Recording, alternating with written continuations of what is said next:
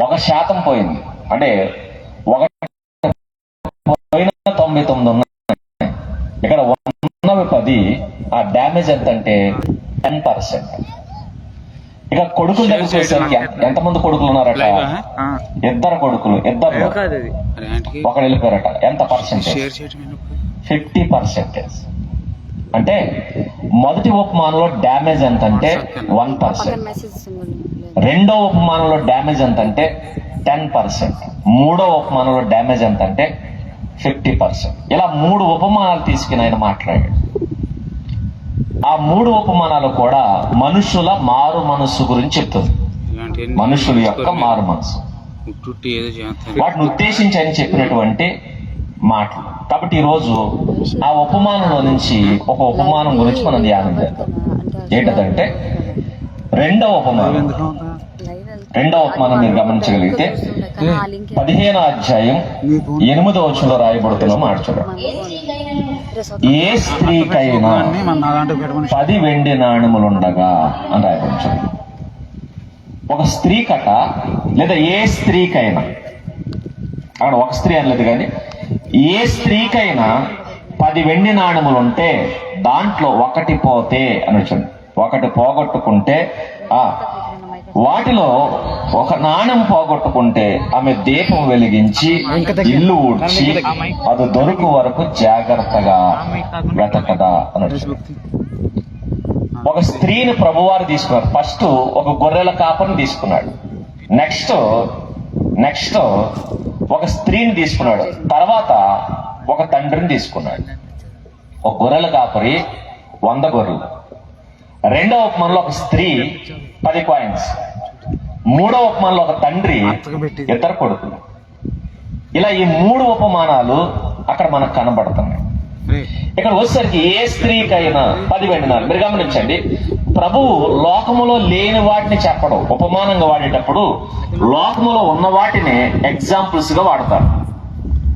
Examples గా దేని వాడతారంటే లోకములో ఉన్న వాటిని వాడుతుంటారు. ఇక్కడ కూడా యేసుక్రీస్తు ప్రభువు వారు అక్కడ ఆ స్త్రీని ప్రస్తావిస్తున్నారంటే ఆ స్త్రీ లోకములో కనబడుతూ ఉంటుంది. ఆ లోకంలో కనబడే ఆ సందర్భాన్ని తీసుకుని ఇక్కడ మాట్లాడుతున్నారు. ఇక్కడ ఒక స్త్రీ ఉందట. ఆ స్త్రీకి 10 వెండి కాయిన్స్ ఉన్నాయట. దాంట్లో ఒకటి పోయిందట. పోతే ఏం చేసింది? వెతికింది. ఎలా వెతికింది అంటే దీపం వెలిగించిందట, ఇల్లు ఊడ్చిందట, జాగ్రత్తగా దొరికేంత వరకు వెతికిందట. ఎందుకు వెతకదండి? వెతుకుతుంది. ఏ కాయిన్ అది?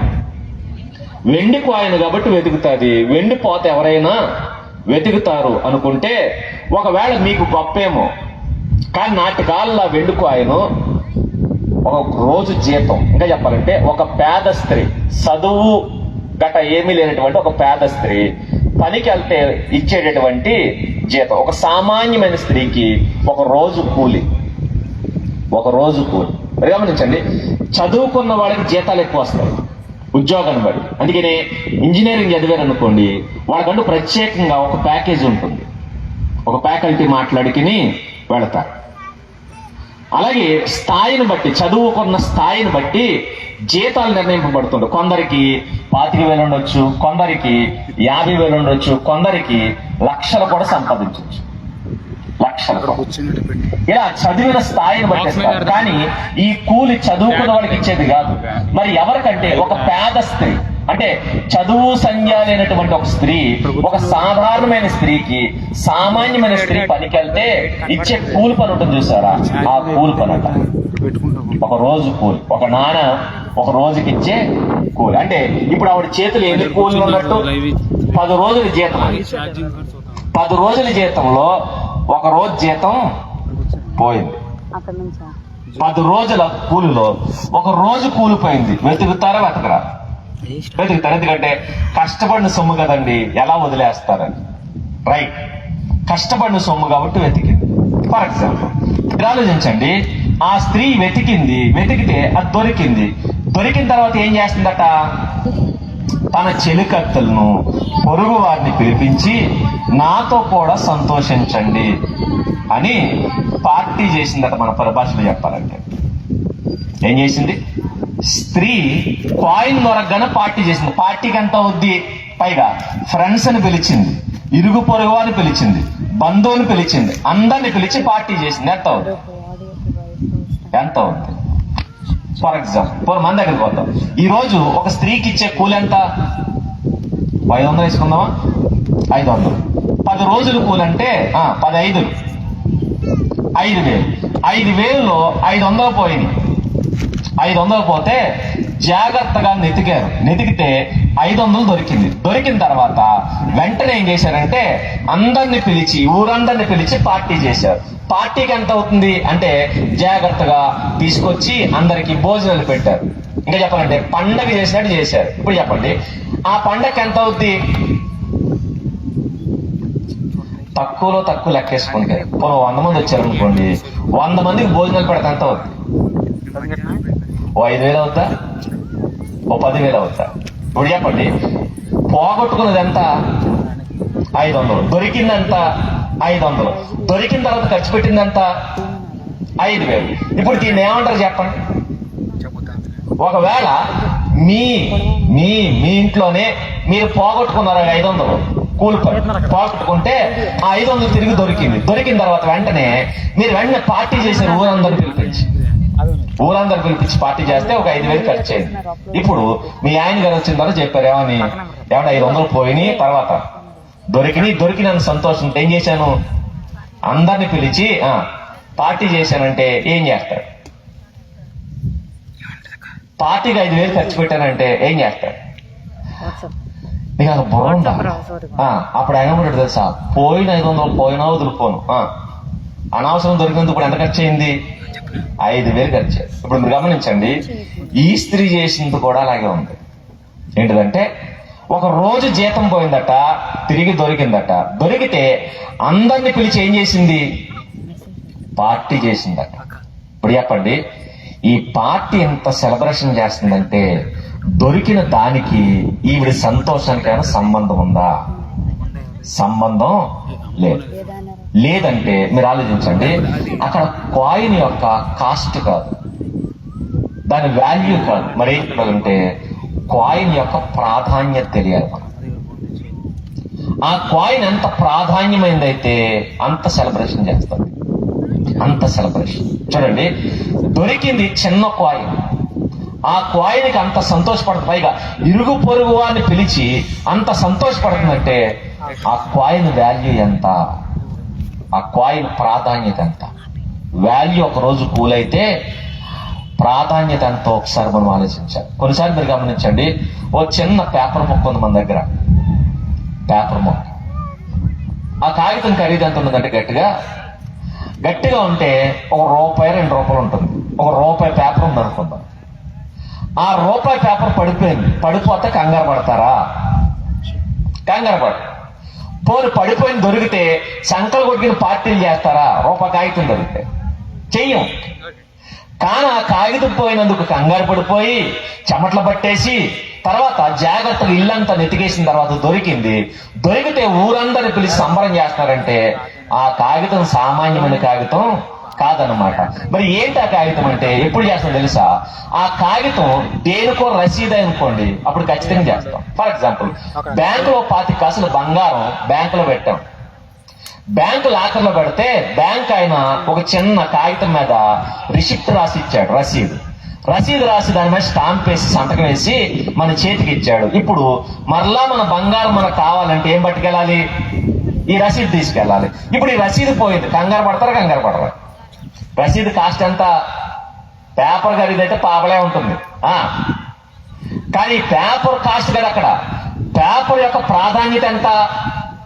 25 కాసులు బంగారం. ఎందుకంటే ఇది లేకపోతే 25 కాసులు బంగారం రాదు. 25 కాసులు బంగారం మనకు రావాలంటే ఏముండాలి? ఈ చిన్న రిసిప్ట్ ఉండాలి. అంటే ఈ రిసిప్ట్ దేనికి సంబంధించిందంటే 25 కాసుల బంగారం. అందుకే 25 కాసులు అంటే ఇప్పుడు సుమారు ₹1,00,000 లెక్కేసుకున్నా 25 లక్షలు. అంటే 25 లక్షలు విలువైన బంగారానికి ఆధారం ఏంటన్నమాట? పావలా వాల్యూ చేసినటువంటి ఈ కాగితం 25 లక్షలతో సమానం. కారు తీసుకెళ్లి రైల్వే స్టేషన్ లో పెట్టాం, ఏదో ఊరెళ్తూ ట్రైన్ ఎక్కాలి. రైల్వే స్టేషన్ లో పెట్టాం అనుకోండి, రైల్వే స్టేషన్ లో పార్కింగ్ చేసేటప్పుడు పార్కింగ్ దగ్గర చిన్న రిసిప్ట్ ఇస్తాడు ఆయన. ఇప్పుడు ఆ రిసిప్ట్ చాలా జాగ్రత్తగా దాచిపెట్టాలి, ఎందుకంటే మరలా తిరిగి వచ్చి ఆయనకు ఆ రిసిప్ట్ ఇస్తేనే ఏమిస్తాడు, కారు ఇస్తాడు. ఇప్పుడు ఆ రిసిప్ట్ పోయింది అనుకోండి, రిసిప్ట్ ఖరీదంతా ఉండదు, గట్టిగా ఉంటే పావడం ఉంటుంది. కానీ ఆ కాగితం పోతే కంగారు పడతాం. దేని కంగారు పడతాం? ఎందుకంటే ఈ రిసిప్ట్ తీసుకెళ్ళకపోతే ఆయన ఏమవడం, కారు అంటే ఈ రిసిప్ట్ ఏదైతే ఉంది ఇది 10 లక్షల రూపాయల కారుకి ఆధారం. అందుకే కొన్నిసార్లు కాగితం చిన్నగా ఉన్నా దాని ప్రాధాన్యత చాలా పెద్దగా ఉంటుంది. ఇంట్లో మన డాక్యుమెంట్స్ ఉన్నాయనుకోండి, డాక్యుమెంట్స్ పేపర్లు ఎంతంటే గట్టిగా ఉంటే 100 రూపాయలు, 100 రూపాయలు స్టాంప్ పేపర్ అంటారు. 100 రూపాయలు స్టాంప్ పేపర్ పోతే కంగారు పడరు. 100 కదా పోయింది, 100 పోతే ఎందుకు కంగారు పడతారంటే పోయింది 100, కానీ ఆ 100 రూపాయల స్టాంప్ పేపర్ మీద ఉంది ఆస్తి, అదంతా హైవే పక్కన ఎకరం పొలం దేని మీద రాసిచ్చారు? 100 రూపాయల స్టాంప్ పేపర్ మీద రాసిచ్చారు. ఇప్పుడు చెప్పండి, 100 రూపాయల స్టాంప్ పేపర్ పోతే చెప్పండి, గుండె ఆగిపోతే ఆ ఎండ ఏం చేస్తారు? పరుగు ఇల్లంతా ఎక్కడ పడేస్తాం. ఎందుకంటే 100 రూపాయలు కోటి రూపాయలకి ఆధారం. అందుకే 100 రూపాయల కాగితాలు పోయినప్పుడు కంగారు పడతాం. దీని వాల్యూ అంటారు. అది మీరు గమనించండి. ఎక్కడ కూడా ఈ స్త్రీ కాయిన్ పోయిందంటే కంగారు పడుతుందంటే ఆ కాయిన్ యొక్క ప్రాధాన్యత ఏంటో తెలియాలి. అంటే యోధ చరిత్ర మనకు తెలియాలి, లేదా తూర్పు దేశాల్లో ఉన్నటువంటి సాంప్రదాయం గురించి మనకు తెలియాలి. తూర్పు దేశాల్లో ఉన్నటువంటి సాంప్రదాయం ఏంటి? ఆ సాంప్రదాయం అంటే మీరు గమనించండి, నాటి కాలంలో ఏ స్త్రీకైనా పెళ్లి జరుగుతుందంటే ఒలి ఇచ్చేవారు, కట్నం మన పరిభాషలో చెప్పాలంటే. ఇప్పుడైతే పురుషుడికి ఇస్తున్నారు, అప్పుడు స్త్రీకి ఇచ్చేవారు.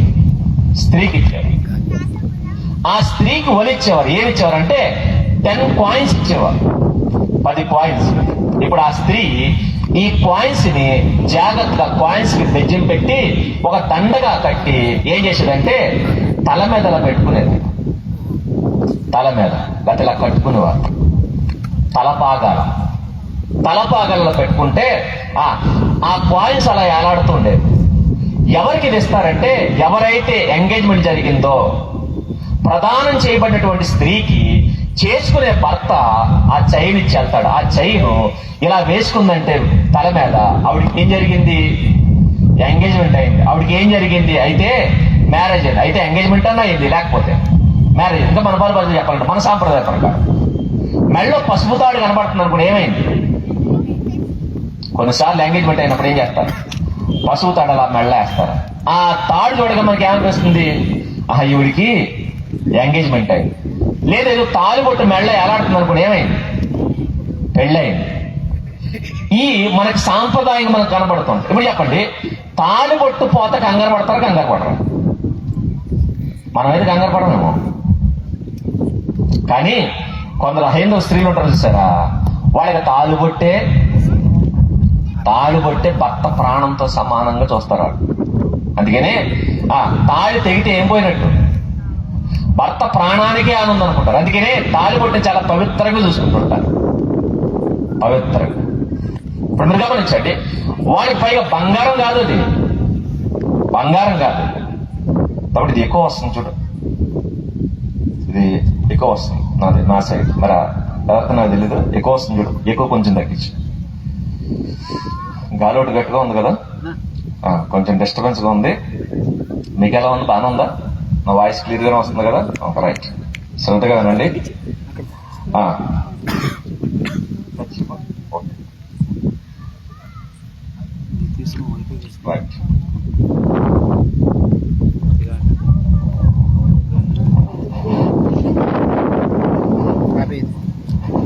రైట్, మీరు గమనించండి, ఈ తాడు గురించి చాలా ఇంపార్టెన్స్ ఇస్తారు. ఎలా అంటే చెప్పాలంటే బంగారం దగ్గర కొందరికి, పేద స్త్రీలకి పసుపు కొమ్ము తాడి మెళ్ళ వేసుకుంటారు. ఇప్పుడు చెప్పండి, పసుపు కొమ్ము గట్టిగా ఉంటే ఎంత ఉంటుంది? గట్టిగా రూపాయి తీసుకెళ్తే 10 కొమ్ములు ఇస్తారు షాప్ దగ్గర. ఆ కొమ్ము వేలాడుతున్న పసుపు తాడే. ఇప్పుడు చెప్పండి, ఎందుకమ్మా పసుపు కొమ్ము కోసం అంత ఎదుగుతున్నావు అంటే అది పశువు కొమ్ము కాదు ఆవిడ దృష్టిలో. ఎవరు? మన భర్త ప్రాణం. ఇలా మన వాళ్ళు దీనికి ఎలాగైతే ప్రాధాన్యత ఇస్తారో, నాడు వాళ్ళు కూడా ఏం చేసేవారంటే ఆ 10 coins కి అంత ప్రాధాన్యత ఇచ్చేవారు. 10 coins కి అంత ప్రాధాన్యత. ఇశ్రాయేలుకి దేవుడిచ్చిన ఆజ్ఞలు కలిగిన 10 coins ఆ స్త్రీకి ఇస్తాడు భర్త. ఏంటంటే, ఇదిగో నా దేవుడు నాకు విధించిన ధర్మశాస్త్రం నేను పాటిస్తాను, నన్ను చేసుకున్నా కాబట్టి నేను రేపు నుంచి నువ్వేం చేయాలి, ఈ ధర్మశాస్త్రాన్ని మీరు పాటించాలని చెప్పి ఆ ధర్మశాస్త్రం కలిగిన ఆజ్ఞలు ఏవైతే ఉంటాయో ఆ ఆజ్ఞల్ని ఆవిడ ఎత్తి మీద పెట్టి వస్తాడు. ఇప్పుడు ఇవాళ కాపాడుకోకుండా ఒక కాయిన్ పోయిందనుకోండి, ఏ కాయిన్ పోయిందంటే, కాయిన్ పోయిందంటే అర్థం తెలుసా, దాని మీద ఒక ఆజ్ఞ ఉంటుంది. ఏంటంటే, మొదటి ఆజ్ఞ దగ్గర నుంచి 10వ ఆజ్ఞ వరకు ఏ ఆజ్ఞలు ఉన్నాయి? నీ దేవుడైన యెహోవాను నేను తప్ప వేరొక దేవుడు నీకు ఉండకూడదు, పైన ఆకాశం అందే గాని కింద భూమి అందే గాని భూమి కింద నేల అందే గాని దేని రూపము నీవు చేసుకోకూడదు. ఒకవేళ ఈ కాయిన్ పోయిందనుకోండి, అర్థం తెలుసా, ఆ స్త్రీ ఈ దేవుణ్ణి కాకుండా ఎవరినో ఆరాధిస్తుంది అన్నమాట. లేదు, దొంగలిపోవద్దన్న ఆజ్ఞ పోయింది అనుకోండి, కాయిన్ పోయిందనుకో, ఆ స్త్రీ ఏం చేసినట్టు? దొంగతనం చేసింది అనమాట. వ్యభిచరింపవద్దన్న కాయిన్ పోయిందనుకో, ఆ స్త్రీ ఏం చేసినట్టు? వ్యభిచారం చేసింది అనమాట. అంటే వాళ్ళు అలా నమ్మేవారట. ఎందుకంటే పొరపాటున దీంట్లోంచి ఏ కాయిన్ పోతే, ఏ కాయిన్ పోయిందో ఆ స్త్రీ ఆ తప్పు చేసినట్టు. పైగా నేటి కాలం లాగా నాడు ఫీమేల్ డామినేషన్ లేదు, మరే డామినేషన్? Male domination. పురుష ఆధిక్యత కలిగినటువంటి టైం అది. పురుష ఆధిక్యత తీవ్రంగా ఉన్న టైం అది. అందుకనే స్త్రీలను దారుణంగా చూసేవారు, చాలా భయంకరంగా ట్రీట్ చేసేవారు. ఒకవేళ నేరం చేసినా చేయకపోయినా నేరాలు మోపి భయంకరంగా శిక్షలు వేసేవారు. నాటి కాలంలో ఆ స్త్రీ చాలా జాగ్రత్తగా కాయిన్స్ కాపాడుకోవాలి. పొరపాటున ఏ కాయిన్ పోయిందా ఆ స్త్రీ ఏం చేసినట్టు? తప్పు చేసినట్టు భావించి ఆ స్త్రీని తీసుకెళ్లి రాళ్లతో కొట్టి చంపేసేవాడు. కాబట్టి ఆ స్త్రీ 10 coins చాలా జాగ్రత్తగా కాపాడుకోవాలి. లేదా ఆ కాయిన్స్ ఏది మిస్ అయ్యాను ఇంకా చెప్పాలంటే, ఎంగేజ్మెంట్ జరిగింది అనుకోండి, భర్త వస్తాడు పెళ్లి చేసుకునే టైంలో, చూస్తాడు, ఏ కాయిన్ మిస్ అయినా ఇక ఆ స్త్రీని పెళ్లి చేసుకోడు, వదిలేసి వెళ్ళిపోతాడు. వివాహ బంధం బ్రేక్ అయిపోతుంది. పోతే పోయిందండి, ఇంకొకరు చేసుకోవచ్చు అనుకునేది. ఇప్పుడు ఏంటంటే బ్రాడ్ మైండ్ మనకి ఎక్కువైపోయింది.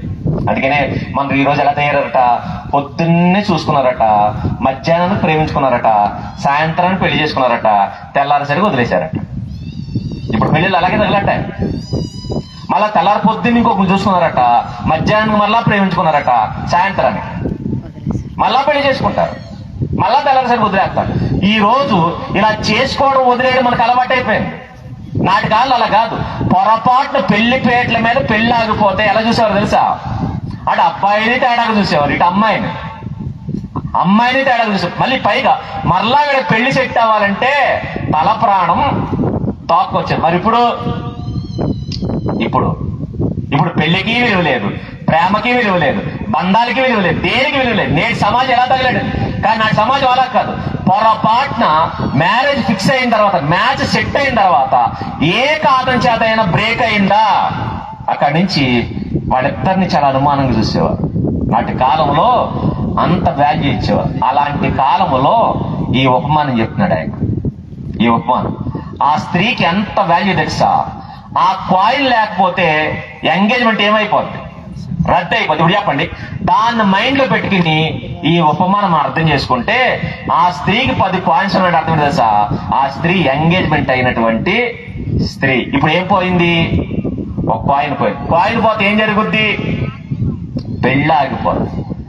పెళ్ళి ఆగకూడదంటే ఏం చేయాలి? ఇప్పుడు ఆ కాయిన్ చాలా జాగ్రత్తగా నెటికి పట్టుకోవాలి. ఈ ఉపమానం ఎందుకు చెప్తాడంటే, ఇప్పుడు గమనించాం, మనల్ని కూడా దేంతో పోల్చాడు? సంఘాన్ని దేవుడు మన సంఘాన్ని దేంతో పోల్చాడు? పౌలు గారు అంటాడు, ఒక్కడే పురుషుడికి ప్రధానము చేసిన కన్యక. సంఘం దేంతో పోల్చాడు? ఎంగేజ్మెంట్ అయినటువంటి కన్యక. ఒక కన్యకట ఎంగేజ్మెంట్ జరిగిందట. అంటే మనకి ప్రభువుకి ఎంగేజ్మెంట్ జరిగింది, సంఘానికి ప్రభువుకి ఎంగేజ్మెంట్ జరిగింది. పోలిక చెప్తాడు. పోలిక చెప్పిన మాట ఏంటంటే, ఇదిగో ఎంగేజ్మెంట్ జరిగిన కన్యకల నేను ఒక పురుషుడికి మిమ్మల్ని ఏం చేశాను? ప్రదానం చేశాను. అంటే నాటి స్త్రీ ఎవరికి గుర్తు? నేడున్న సంఘానికి గుర్తు. ఆ కన్యక దగ్గర, ఆ ఎంగేజ్మెంట్ జరిగిన కన్యక దగ్గర 10 కాయిన్స్ లేవనుకోండి, ఏం క్యాన్సిల్ అవుద్ది? పెళ్లి క్యాన్సిల్ అవుద్ది.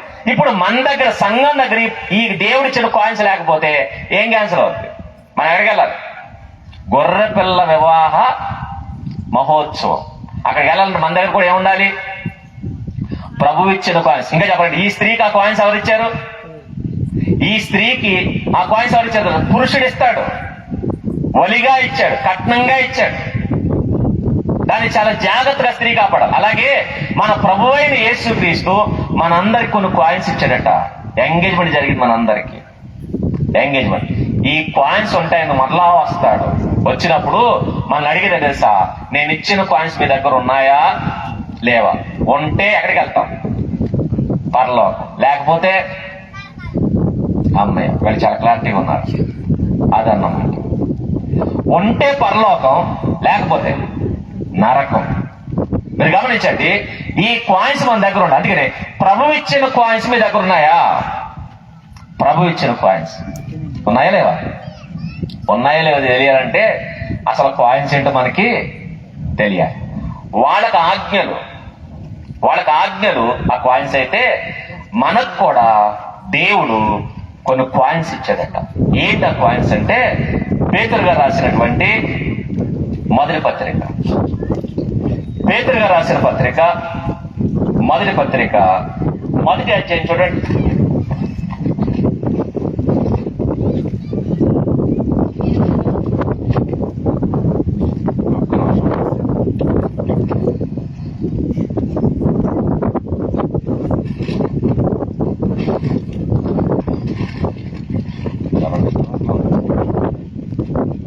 రెండో పత్రిక, పేతురు గారు రాసిన రెండో పత్రిక, మొదటి అధ్యాయం. పేతురు గారు రాసిన రెండో పత్రిక మొదటి అధ్యాయంలో రాయబడుతున్న సందర్భాన్ని మీరు గమనించగలిగితే 5వ వచనం.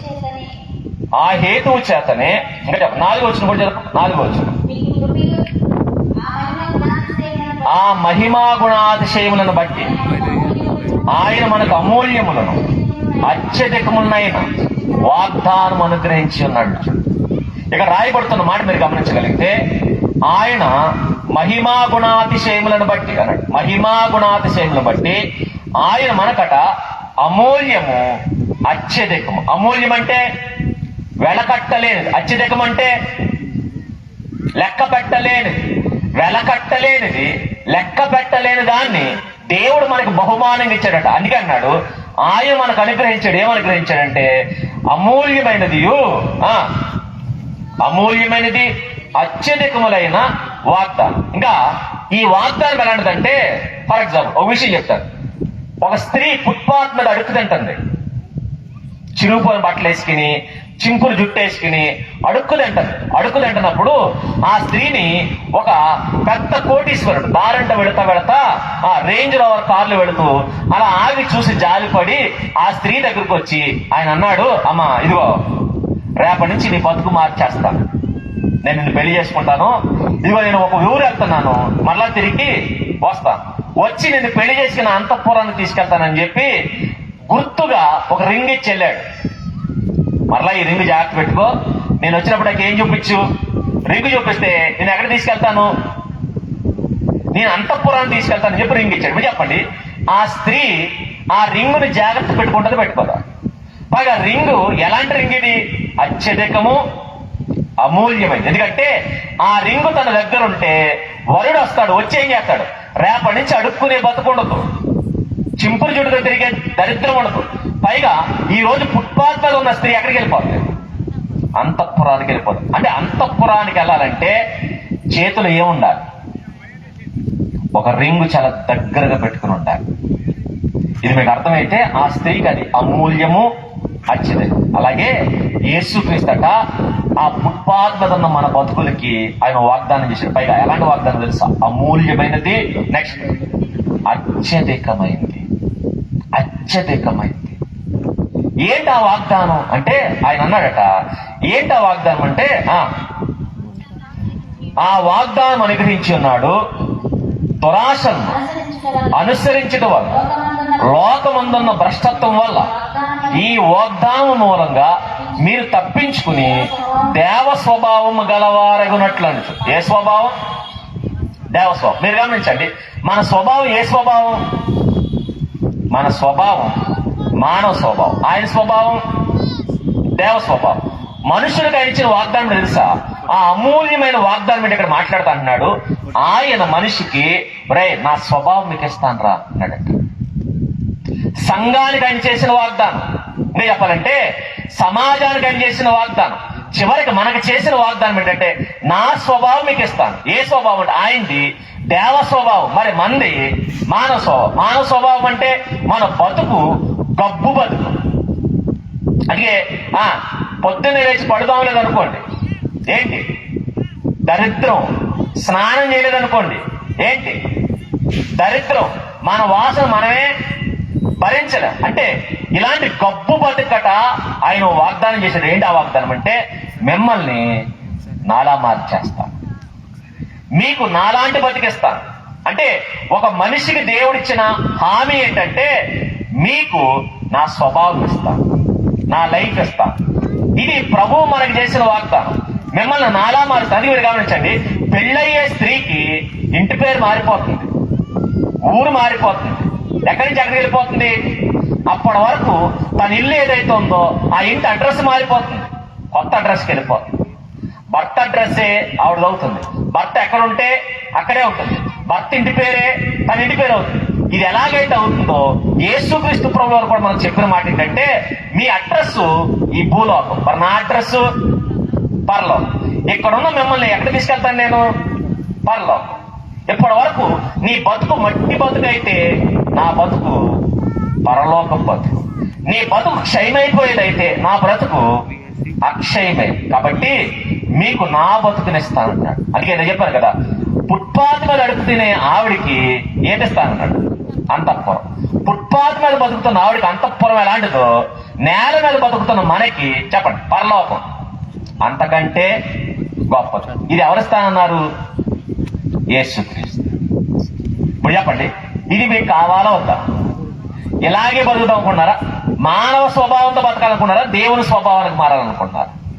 మనిషిని అట దేవుడుగా మారుస్తాడట. మనిషిని దేవుడు కనుక అన్నాడు మిమ్మల్ని నాలా మారుస్తాను, నేనుండే చోటు తీసుకెళ్తామే కదా ఆయన అన్నాడు, నా సింహాసనం ముందు మిమ్మల్ని కూర్చొని పెడతాను. అంటే చూడండి ఎలాంటి లైఫ్ మనకి ఇస్తానంటున్నాడో మీరు అర్థం చేసుకోండి.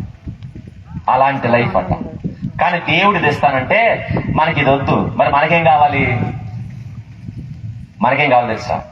చాలా మంది యవనస్తుంటారు, వెళ్ళి ఎక్కడికి వెళ్తారు తెలుసా? సెలూన్కి వెళ్తారు. సెలూన్కి వెళ్ళి సెలూన్ అంటే బార్బర్ షాప్ ఉంది చూసారా?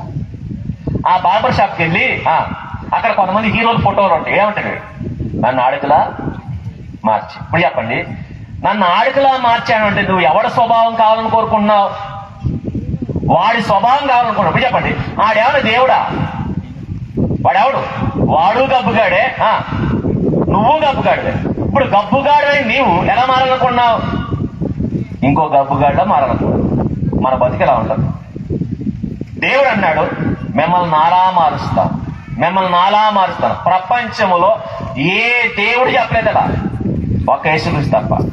ఇంకా చెప్పాలంటే కొందరు దేవుళ్ళుగా మారతానంటే దేవుళ్ళే ఏం చేశారట? తొక్కేశారట. దేవుళ్ళే వాళ్ళ ఆటంకపరిచినట్టుగా మనం చదువుతుంటాం. కానీ ఇక్కడ ఏమన్నాడు తెలుసా? దేవుడే మన దగ్గరికి వచ్చి అన్నాడు మిమ్మల్ని నాలా మారుస్తాను, నా స్వభావం మీకు ఇస్తాను, నా అక్షయత మీకు ఇస్తాను, నేను మిమ్మల్ని నా దగ్గర తీసుకెళ్తాను, నా సింహాసనం కూర్చొని పెట్టుకుంటాను. కాబట్టి నా స్వభావం మీకు ఇస్తాను.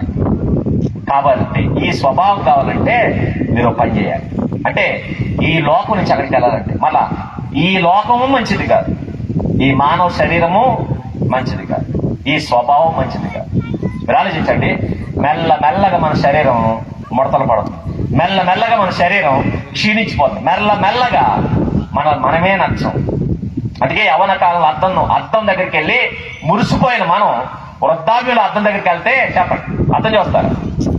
యవనంలో అద్దం వదలం, వృద్ధాప్యంలో అద్దం పట్టుకొని చెప్తే నాకెందుకు, ఎందుకంటే ఆ టైంలో మన ముఖమే మనకి నచ్చదు, మన ఆకారమే మనకి నచ్చదు, మన ముఖం మనకు నచ్చదు. ఎందుకంటే మన శరీరం క్షీణించిపోవడం మొదలైంది. అందుకే నేను ఎప్పుడు అన్నాడు, మీలాంటి స్వభావం అది కాదు, ఆయన అక్షయుడు, అద్వితీయుడు, ఆయన నిత్యుడు. ఇప్పుడు అలాంటి స్వభావం ఏం చేస్తారట, మీకు ఇస్తాను.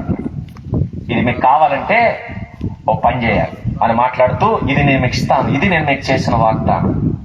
ప్రభు మనకి ఇచ్చిన ఆమె తెలుసా, మిమ్మల్ని నా లోకం తీసుకెళ్తాను, మిమ్మల్ని నా లోకం తీసుకెళ్తాను, మిమ్మల్ని నాలా మారుస్తాను అని ఆ వాగ్దానం చేశాడట. ఇప్పుడు ఆ వాగ్దానం మీకు కావాలంటే ఏం చేయాలి చెప్తే చూడండి, 5వ వచనం. ఆ హేతువు చేత, ఏ హేతువు? అది ఆ వాగ్దానం, దేవుడు ఇచ్చిన వాగ్దానం, ప్రభువు మీకు చేసిన వాగ్దానం. మీకు కావాలంటే మీరు చేయాల్సిన పని ఏంటో చెప్తాను చూడండి. ఆ హేతువు చేత మీ మట్టుకు మీరు పూర్ణ జాగ్రత్త. ఏ జాగ్రత్త? పూర్ణ జాగ్రత్త అంటే పూర్ణం జాగ్రత్త కాదు. పూర్ణ జాగ్రత్త అంటే చాలా కేర్ఫుల్ గా, అంటే పరిపూర్ణమైన జాగ్రత్త. పరిపూర్ణమైన జాగ్రత్త ఏంటి? ఆ జాగ్రత్త పూర్ణ జాగ్రత్త. మీరు గమనించండి, ఫర్ ఎగ్జాంపుల్ ఆధార్ కార్డు ఉందా, రేషన్ కార్డు ఉందా? రైట్. ఆధార్ కార్డు కాస్ట్ ఎంత ఉంటుంది? ఆధార్ కార్డు కలర్ పేపర్ ఇస్తారు కదా, ఆ పేపర్ కాస్ట్ ఎంత? గట్టిగా ఉంటే 2 రూపాయలు 5 రూపాయలు ఉంటుంది. ఇప్పుడు చెప్పండి, 5 రూపాయలు ఆ కాగితం మీకు చేతికి ఇవ్వగానే ఫస్ట్ చేసిన పని ఏంటి? లామినేషన్ చేయించాడు. ఎందుకు? ఇదే పూర్ణ జాగ్రత్త. పైనుంచి కింద వరకు ఆ లామినేషన్ ఎందుకు చేయించాను అంటే, నీళ్లు తగిలినా తడవకూడదు, చెరక్కూడదు, నలక్కూడదు, చెదబట్టకూడదు. అంటే ఏం చేయాలి? ఇప్పుడు చెప్పండి, 5 రూపాయల కాగితానికి అంత జాగ్రత్త అవసరమా? అంటే అవసరం. ఎందుకు? అది లేకపోతే ఏం లేదు, మన ఐడెంటిటీ లేదు, మన ఐడెంటిటీ లేదు. రేషన్ కార్డు కాస్ట్ ఎంత ఉంటుంది? అది అంతే. కానీ దానికి కూడా ఏం చేసాం? లామినేషన్ చేయించాం. ఏం చేసాం? మరి పైగా ఎక్కడ పెడతాం?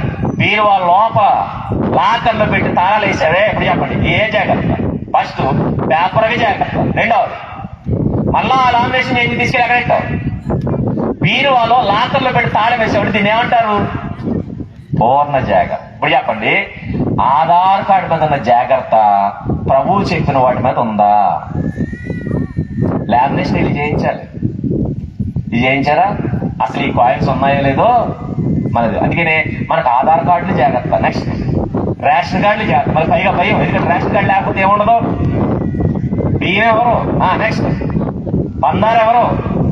కాబట్టి బందారు మీద ఉన్న విలువ, బియ్యం మీద ఉన్న ఆసక్తి దేని మీద లేదు? పరలోకం మీద లేదు. అదే పరలోకం కోసం దేవుడు అన్నాడు, ఇదిగో ఒరే ఇవి మీ దగ్గర చాలా జాగ్రత్తగా ఉండాలి. పేతురు గారు హెచ్చరించినగా పైగా ఎందుకు తెలుసా? పరలోక రాజ్యపు తాళం చేయడం ఎవరికి ఇచ్చాడు? పేతురు గారికి ఇచ్చాడు. పేతురు గారికి ఇస్తాయని అన్నాడు, ఇదిగో పరలోకం మీరు రావాలంటే మీ దగ్గర చాలా జాగ్రత్తగా వీటిని కాపాడుకో. ఏ జాగ్రత్త? పూర్ణ జాగ్రత్త. పూర్ణ జాగ్రత్త. కానీ ఈ జాగ్రత్త ఉందంటే లేదు. కానీ మనకి దేని మీద అంటే ఆధార్ కార్డు మీద ఉంది. ఆధార్ కార్డు మీద ఎందుకంటే అవి లేకపోతే చెప్పండి, స్త్రీలకి ఏముంది? Free bus. ఫ్రీ బస్సులో ఏం కావాలి? లేకపోతే ఎక్కను. అందుకనే కొందరు ఆధార్ కార్డు ఐడెంటిటీ కార్డులో మార్చుకుని ఏం చేశారట? మెళ్ళే వేసుకున్నారు. దేనికి? పూర్ణ జాగ్రత్త. పూర్ణ జాగ్రత్త.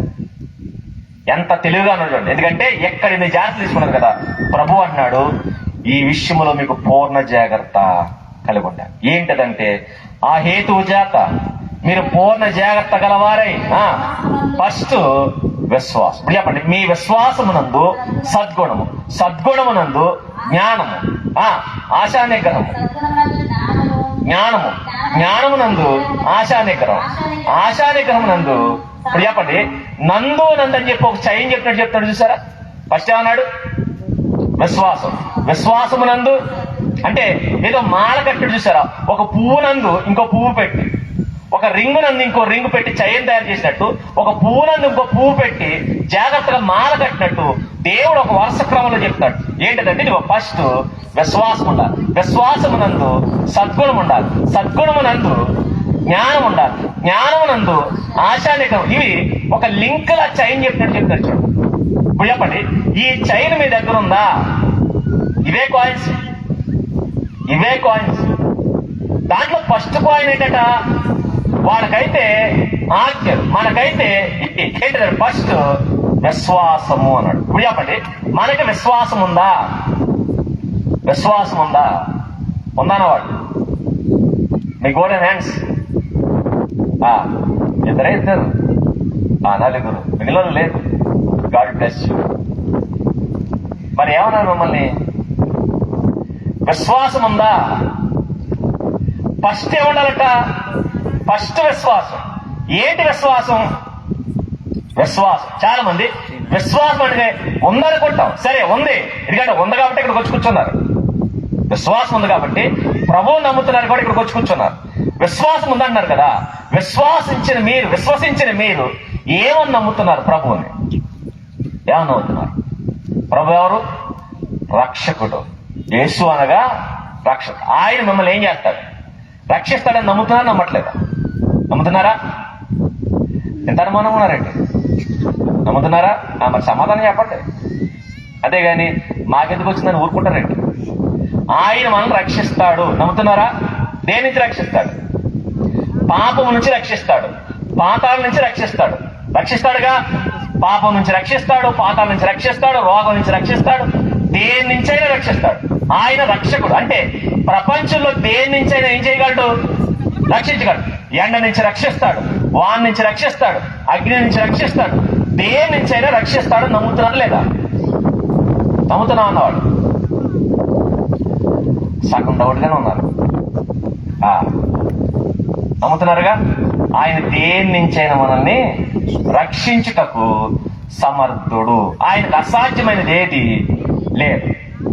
ఒకవేళ ఇది నమ్మితే ఒక్కసారి మనం పరీక్షించుకుందాం. వాళ్ళ ఇంట్లో పాప గాని బాబు గాని పుట్టాడు అనుకోండి. పాప గాని బాబు గాని పుడితే ఫస్ట్ పుట్టిన తర్వాత స్నానం చేయించి పౌడర్ రాసి బట్టలు వేస్తారు. ఇంకా నెక్స్ట్ పౌడర్ రాసి బట్టలేసి మధ్యలో గ్యాపులు ఇంకోటి చేస్తారు. ఏంటది? నుదుటి మీద ఒకటి, బొగ్గ మీద ఒకటి, నెక్స్ట్ గడ్డం మీద ఒకటి, నెక్స్ట్ అరచేతిలో ఒకటి, నెక్స్ట్ అరికాల్లో ఒకటి. ఇవేంటి చెప్పండి? ఏంటివి? దిష్టి చొక్క. ఇప్పుడు చెప్పండి, ఈ దిష్టి చొక్క దేనికి అంటే దిష్టి తగలకుండా కాపాడేది ఎవరన్నమాట? ఇప్పుడు చెప్పండి, ఒకవేళ దిష్టే తగులుతుంది అనుకుందాం, తగిలితే దాని నుంచి యేసుక్రీస్తు కాపాడగలడా? కాపాడగలడన్న నమ్మకం నీకుంటే చెప్పండి, సొక్కెడతావా? సొక్కెట్టావంటే అర్థం ఏంటి? ఇప్పుడు చెప్పండి, నీకు సొక్క మీద ఉంది తప్ప నమ్మకం దేని మీద లేదు. సొక్కలు చేసిన వాడి మీద లేదు. అందుకే సొక్కలు అన్నా దానికి అర్థం తెలుసా? ప్రభువా నీవు అన్నిటి నుంచి కాపాడుతావు, కానీ దిష్టి నుంచి ఎవరు కాపాడుతారు? ఈ సొక్క కాపాడుతుంది. ఇప్పుడు చెప్పండి, మనకు సొక్క మీద ఉంది తప్ప సొక్కల్ని చేసినోడి మీద లేదు. ఇప్పుడు చెప్పండి, ఇలాంటి సొక్కలెట్టే బ్యాచ్ క్రైస్తవ్యంలో ఉన్నారా లేదా? ఇలా సొక్కలెట్టే వారికి విశ్వాసం ఉందా లేదా? ఉందా? మరి పైగా నేను విశ్వాసం డంకాపదంగా చెప్తాం. అమ్మా నువ్వెవరంటే ఎవరు? నేను ప్రభువు నమ్ముకున్నానండి. ఎప్పుడు?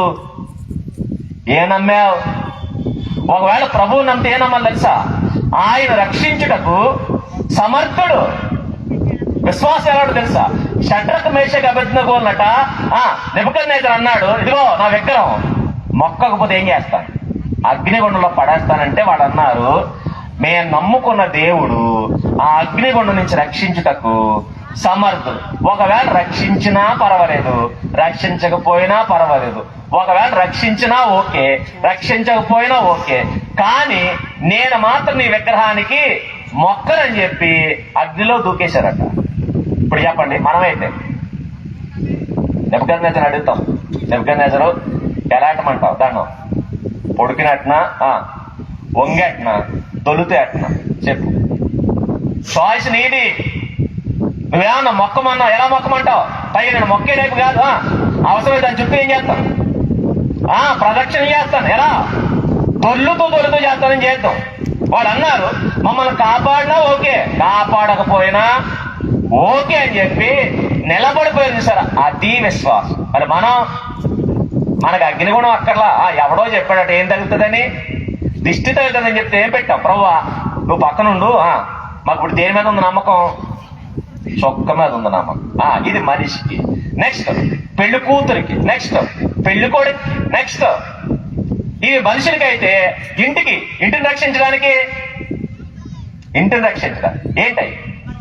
ఈ మధ్యకాలంలో కోతి కోసం పెద్ద ఫేమస్ అయిపోయిందండి. ఏ కోతి? 4 బయటెట్టిన కోతి. అది ఎక్కిరెత్తుంది. అది మరి ఎవడ తీసాడో తెలియదు కదా ఫోటో. అది ఎక్కిరిస్తున్న టైంలో ఫోటో తీశాడు. హీరోయిన్ కన్నా ఎక్కువ ఫేమస్ అయిపోయింది. ఎవరి ఇంటి ముందు చూసిన ఏ ఫోటో? కోతి ఫోటో. ఇప్పుడు చెప్పండి, ఆ ఫోటో దేనికి ఎట్టావు? ఏం తగలకుండా, ఇంటికి దిష్టి తగలకుండా. ఇల్లు కడుతున్నారు అనుకోండి, ఇల్లు కడుతున్నప్పుడు ఏం చేస్తాం? గడ్డితో బొమ్మ చేసి, బొమ్మ ఎక్కడ? ఇప్పుడు చెప్పండి, అంటే ఇంటిని ఏది కాపాడుతుంది? గడ్డి బొమ్మ. ఇంటిని ఏది కాపాడుతుంది? కోతి బొమ్మ. ఇంటిని ఏది కాపాడుతుంది? ఈ ఇంటి గుమ్మాల ముందైతే, ఇంటి గోడల ముందైతే గుమ్మాన్ని కొన్నేలాడుతుంది ఏంటై? నిమ్మకాయ, నెక్స్ట్ ఎండుమిరకాయ, నెక్స్ట్ గుమ్మడికాయ, నెక్స్ట్ ఆనపకాయ. ఇవన్నీ దేనికి? ఇక కొంతమంది అయితే ఒక ఆవిడ అబ్బాయి ఇంటికి వచ్చాడట, గుమ్మడికాయ ఇచ్చుకుని వచ్చేసి గిరగిరా తిప్పంది. ఉయ్యి ఎలా? తుప్పుక్ ఎక్కడ? ఆవిడ ముఖం మీద ఉయ్యి,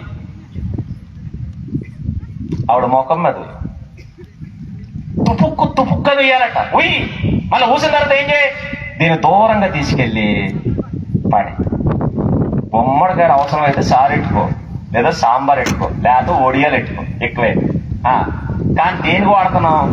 ఇప్పుడు చెప్పండి, మళ్ళీ ఏది కాపాడుతుందంటే గుమ్మడికాయ. ఇప్పుడు చెప్పండి, గుమ్మడికాయ మీద ఉన్న నమ్మకం ఎవరి మీద లేదు. మరి పైగా మనం ఎవరో సిగ్గుంది అసలు? మనకి సిగ్గుందా? దెయ్యాల నుంచి కాపాడాలంటే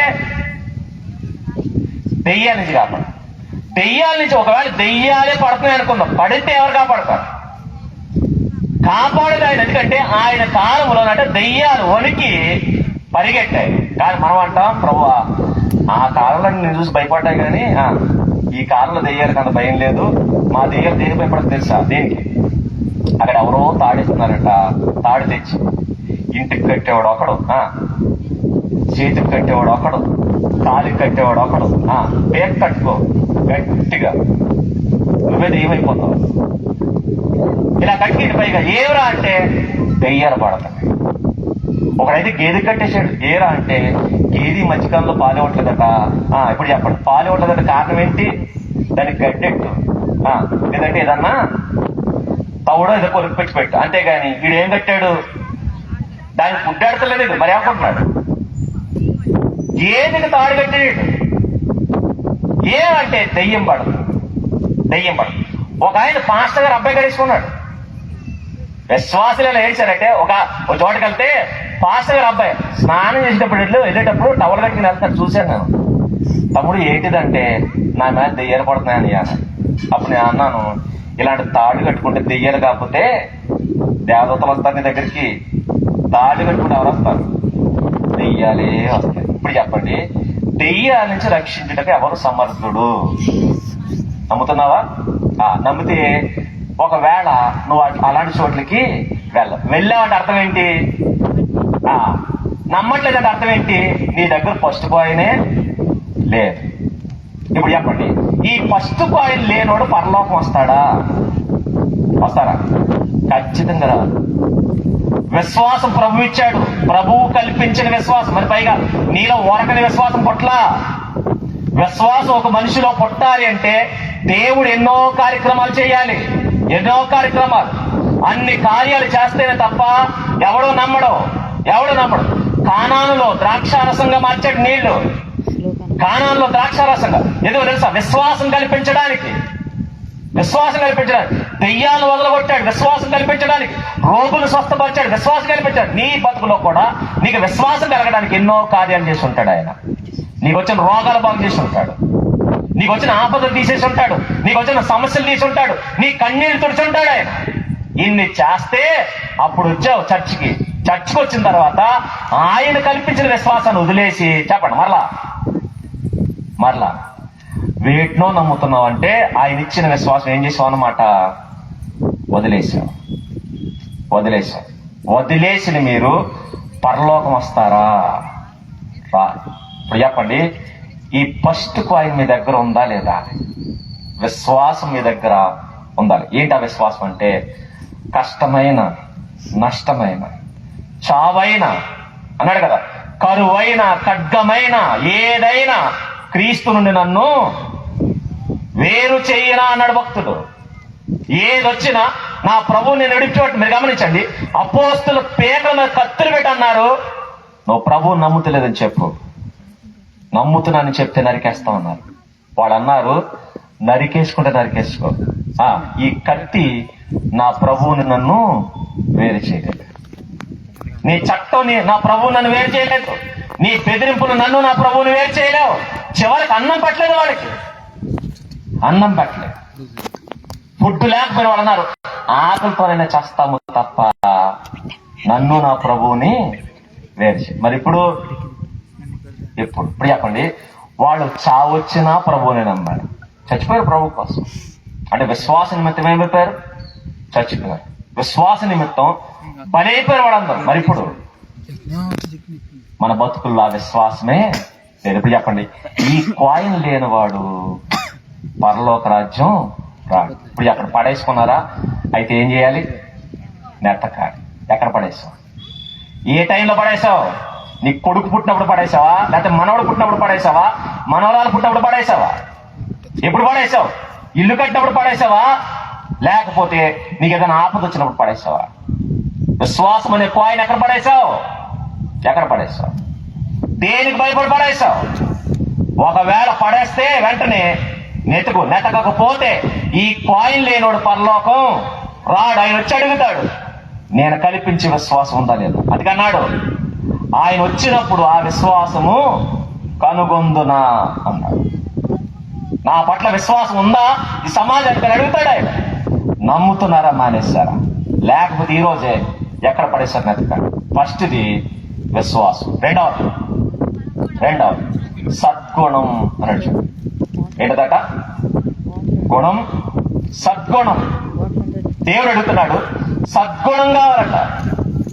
గుణం అది మీరు గమనించండి, కొందరికి విశ్వాసం ఉంటుంది కానీ గుణం మాత్రం ఉండదు. అందుకే అంటారు, మనిషి మంచోడేనండి, గుణమే గుడిసేటిది. ఈ పదం అన్నారా? గుడిసేటిదంటే మనకు అర్థాలు తెలియదు, పదార్థాలు మాత్రం తెలుసు. గుడిసేటి అంటే అర్థం తెలుసా? గుడి ప్లస్ చేటు. గుడి ప్లస్ చేటు. గుడి అంటే దేవుడు ఉండేది, చేటు అంటే చెడు, పాపం. గుడి అంటే దేవుడు ఉండేది, చెడంటే పాపం. గుడి దేవుడు ఉండే చోట పాపం ఉండాలి లేదు, పాపం ఉండే చోట దేవుడు ఉండాలి. దేవుడు గుడి ఉందంటే అర్థం ఏంటి? అక్కడ ఏముండకూడదు, పాపం ఉండకూడదు.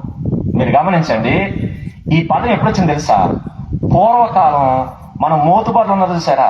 మన తాత ముత్తాతల కాలంలో వీళ్ళ ఊర్లో ఒక గుడి కట్టుకునేవారట. గుడి చుట్టూ కొందరు పెట్టుకునేవారు. ఎవరు వీళ్ళు? వేశ్యలు. గుడి దగ్గర వేశ్యలు. పైగా అదేంటిది? గుడి. గుడి పక్కన ఎవరు? వేశ్యలు. వీడు పొద్దున్నే సాయంత్రం పూట చక్కగా స్నానం చేసి తెల్ల బట్టలు వేసుకుని పైన టవల్ ఒకటి వేసుకుని రెడీగా నీట్గా రెడీ అయి బయలుదేరాడు. ఎక్కడికి రా అని అడిగితే సమాధానం ఏంటి? గుడికి అనేవాడు. గుడి కంటే ఏమనుకుంటారు? పాపం ఎంత భక్తుడికి సాయంత్రం ఎక్కడికి వెళ్తున్నాడు? గుడికంటే వీడు గుడిలో దేవుడి దగ్గరికి కాదు వెళ్ళేది, మరి అక్కడికి. వీడు గుడిలో స్వామి కాదు ఇది కావాల్సింది, మరి ఎవరు? వీడు గుడి వెనక నాశాను. వీడి గుడి దగ్గరికి వెళ్ళి ఏం చేసేవాడు? ఇలాంటి పనికిమాల పనులు చేసే ఎదవలందరూ పెట్టిన పేరేంటంటే, వీడి పేరు వెళ్ళేది గుడికే, కానీ అక్కడికి ఎందుకు వెళ్తున్నాడు తెలుసా? ఏం చేయడానికి? చెడు పనులు చేయడానికి వెళ్తున్నాడని. వీడెవడనుకున్నాం? గుడిసేటి. అక్కడ మళ్ళీ పైగా ఎవరున్నారు? వాళ్ళ దగ్గరికి వెళ్ళే ఎదవీడు. అని చెప్పి ఆ పేరెట్టాడు. ఇప్పుడు చెప్పండి, దేవుడికి కావలసింది సద్గుణం. ఏ గుణం? సద్గుణం. మళ్ళీ గుణం ఉంటే సరిపోదు ఆయనకి సద్గుణం కావాలి. కానీ ఈరోజు నాడే నయం గుడి వెనకాల చేసేవారట, మరి ఇప్పుడు గుళ్ళోనే చేస్తారు. ఎవరు? కొందరు ప్రేమించుకున్నారట ఎక్కడ? చర్చిలో. వీళ్ళ చూపులు కలిసినట్టు ఎక్కడ? చర్చిలో. మనసులు కలిసినట్టు ఎక్కడ? చర్చిలో. మాటలు కలిసినట్టు ఎక్కడ? చర్చిలో. ఇప్పుడు చెప్పండి, చర్చిలోకి వచ్చిన తర్వాత నీకు చూపులు కలిసినాయంటే ఆ కళ్ళు ఉంటాయో వెళ్ళిపోతాయా? నీకు మందిరంలోకి వచ్చిన తర్వాత అక్కడ దేవుని మాటలు వినబడుతున్నప్పుడు నీకు ఒకరి కళ్ళు ఒకరు కలిసినాయి అంటే, అక్కడ ఒకరి మాటలు ఒకరు కలిసినాయి అంటే, ఇప్పుడు చెప్పండి, నీ కళ్ళు పేరిపోతాయో ఉంటాయా? నీ గుణం ఏ గుణం? అది గుడి అన్న సంగతి మర్చిపోయి, అక్కడ దేవుడు అన్న సంగతి మర్చిపోయి, ప్రతీది మర్చిపోయి ఇలాంటి యాసాలు వేసేవాడు ఉన్నారు లేరా? బోళ్ళంతమంది ఉన్నారు. ఓ చోట అయితే చర్చిలో ఒక ఆవిడ, పెళ్ళైన ఆవిడ, పెళ్లి కాని కుర్రాడు, పైగా ఈవిడికేమో 25 సంవత్సరాలు, వాడికేమో 16 సంవత్సరాలు. 25 సంవత్సరాలు ఉన్న ఆవిడ, పెళ్ళైన ఆవిడ, పిల్లలున్న ఆవిడ ఈ 16 సంవత్సరాలతో వెళ్ళిపోయిందట. వెళ్ళిపోతే ఊరందరూ వచ్చి పాస్టర్ గారు అడుగుతున్నారు, ఏమని? నువ్వు ఇలాగే నేర్పేది ఎవరు? ఇప్పుడు చెప్పండి, పాస్టర్ గారు నేర్పారా? ఏమని? అమ్మా మీ ఇద్దరు చూసుకోండి, మీ ఇద్దరు లేచిపోయి పాస్టర్ గారు చెప్పారా? వీళ్ళందరూ వచ్చి పాస్టర్ గారు నిలదీసి, నువ్వు నేర్పేది ఇదేనా? ఏ నేర్చుకోండి? ఎవరు నేర్పాడు వీళ్ళకి? ఇప్పుడు చెప్పండి, గుడికి వచ్చిన తర్వాత కూడా నీ బతుకు మారలేదంటే ఇప్పుడు చెప్పండి, నువ్వెవడో? నువ్వు ఎదవు, నువ్వు మామూలు ఎదవు కాదు. ఇలాంటి దరిద్రులు ఉన్నా లేరా? సంఘాలకు వచ్చి సంఘాల ప్రేమను బట్టి సంఘాలు కూలిపోయిన రోజు, వాళ్ళు చేసిన పనికి మాలిన పని బట్టి ఊరందరూ పాస్టర్ గారి మీదకి వచ్చి చెప్పిన మాట తెలుసా? నీవు చర్చ నడపడానికి వీలు లేదు. ఇప్పుడు చెప్పండి, వాళ్ళిద్దరూ వెళ్ళిపోవడం ఏంటి? పాస్టర్ గారిని పట్టుకోవడం ఏంటి? ఇదిగో నీ వల్లే ఇదిగో వీళ్ళిద్దరు ఎక్కడే కలుసుకున్నారు, ఎక్కడే మాట్లాడుకోరు, కాదు నువ్వే అని చెప్పి బ్లేమ్ చేసింది ఎవరిని? ఇలా సంఘాలను పాడు చేసిన దరిద్రులు ఉన్నారు. సంఘాలలో ఇలాంటి పరిపాలన ఇప్పుడు చెప్పండి, వీడికి ఏం లేదు. ఇక్కడికి వచ్చిన తర్వాత నీకు ప్రేమలు ఎందుకు వస్తున్నాయి? మందిరంలోకి వచ్చిన తర్వాత మాటలు వెంట మానేసి నీకు ఇక్కడ కామ చూపులు ఎందుకు కలుస్తున్నాయి? నీకు మాటలు ఎందుకు కలుస్తున్నాయి? అంటే నీ బుద్ధి సరైంది కాదు, నీ గుణం సరైంది కాదు. అది కానీ అంటున్నాడు, ఫస్ట్ విశ్వాసం ఉండాలి, రెండవది సద్గుణం ఉండాలి. క్వాలిటీస్ అడుగుతాడు ఆయన. మళ్ళీ పైగా మనం కూడా మందిరానికి వచ్చాం కదండి, కానికిస్తున్నాం కదండి, ప్రతి వారం వస్తారు కదండి, పైగా ఎలా ఉంటే ఏంటంటే బ్యాప్టిజం తీసి కుదరదు ఆయనకి మారిన తర్వాత సద్గుణం కావాలి. నేను అక్కడో గంతేస్తాను, ఇక్కడో గంతేస్తాను, అటు ఇటు తిరుగుతూ ఉంటాను, ప్రతి ఆదివారం వచ్చి బల తీసేసుకుంటారంటే చెక్కేస్తాడు ఒక్కొక్కటి. చూసుకోండి, చెక్కేస్తాడు ఒక్కొక్కటి. మనం ఏదో అనుకుంటున్నాం, ఆయన అంటాడు నాకు కావలసిన సద్గుణం. పైగా ఏం చేసినా దేవుడు ఏం చేస్తాడు? కడిగేస్తాడు అనుకుంటున్నారు. దేవుడు కడుగుతాడు. తెలియనప్పుడు చేస్తే నీటితో కడుగుతాడు, తెలిసి చేస్తే అగ్నితో కడుగుతాడు. సొదొమోను అలాగే కడిగాడు. దేంతో?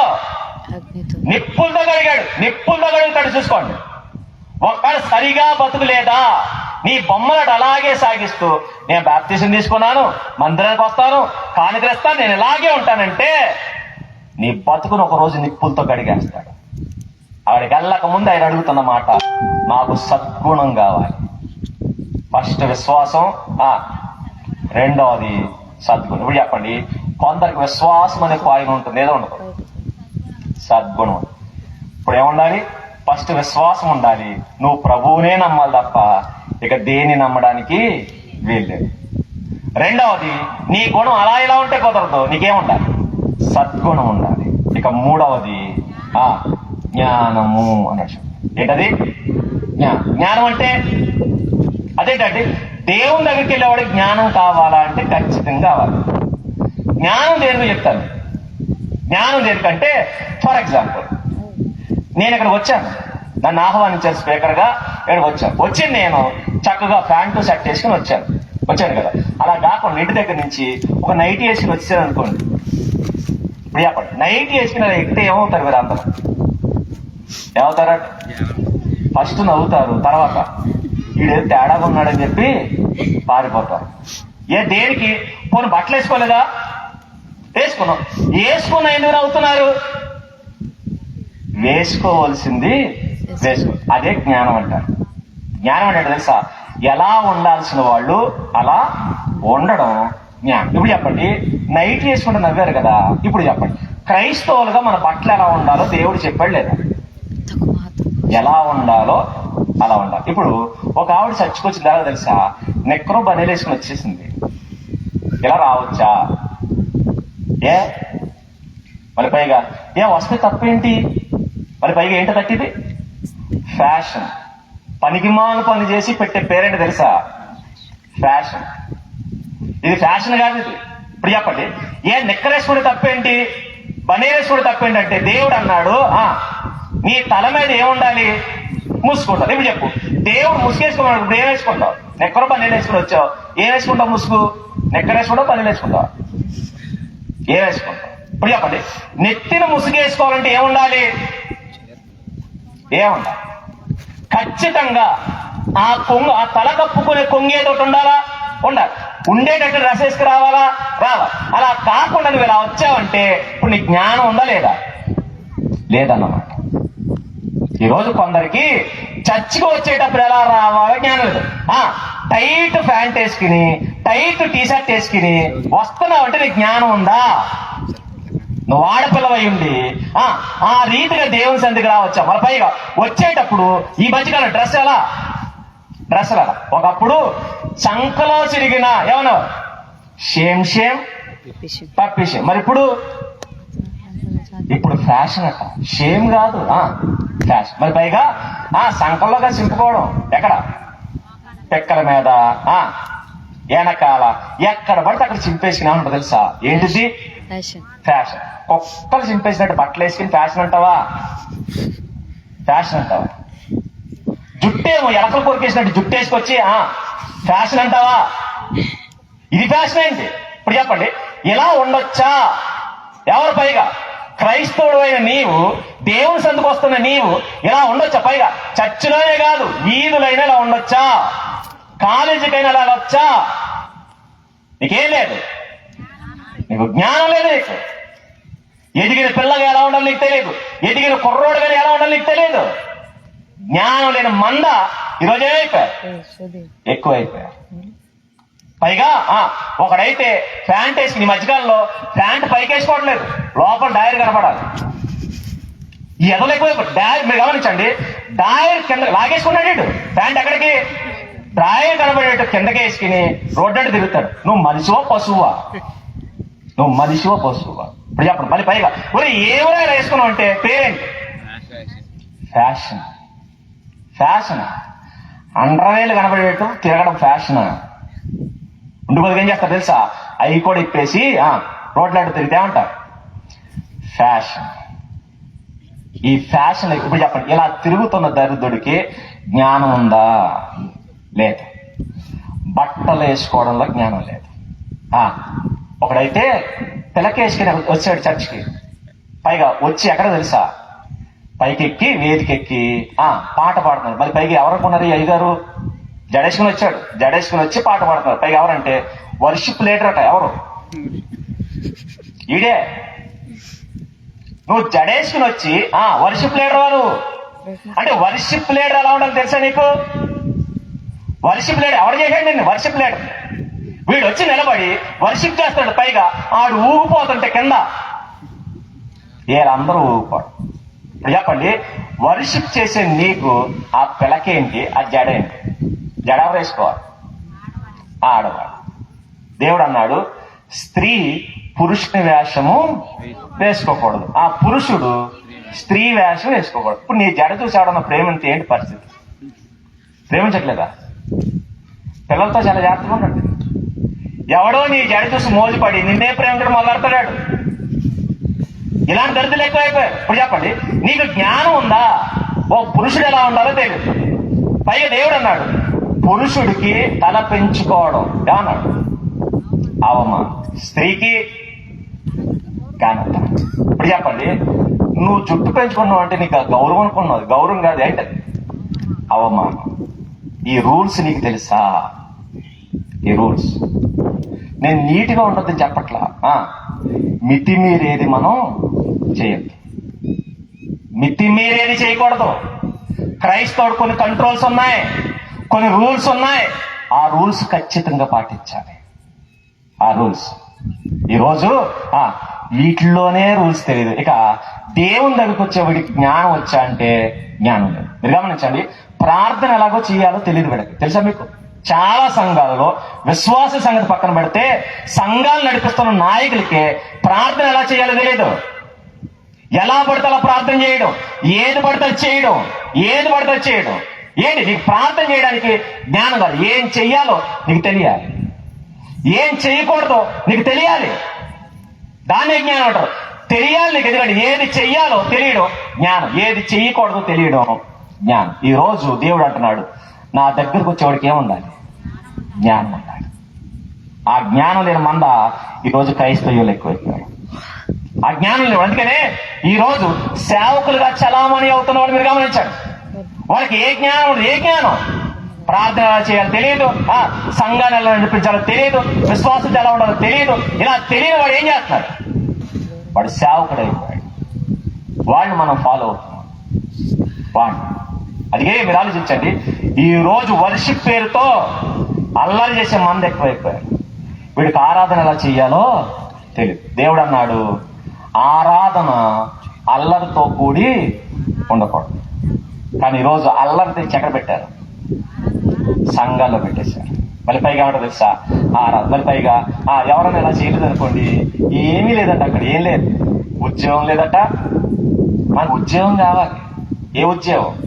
మిమ్మల్ని బాగా 4 గంటలు వేయించి పంపించేస్తే ఏమొచ్చింది మీకు? ఉద్యోగం వచ్చిందా? దాని ఉద్యోగం అనరు, ఉన్న జీవం పోద్ది.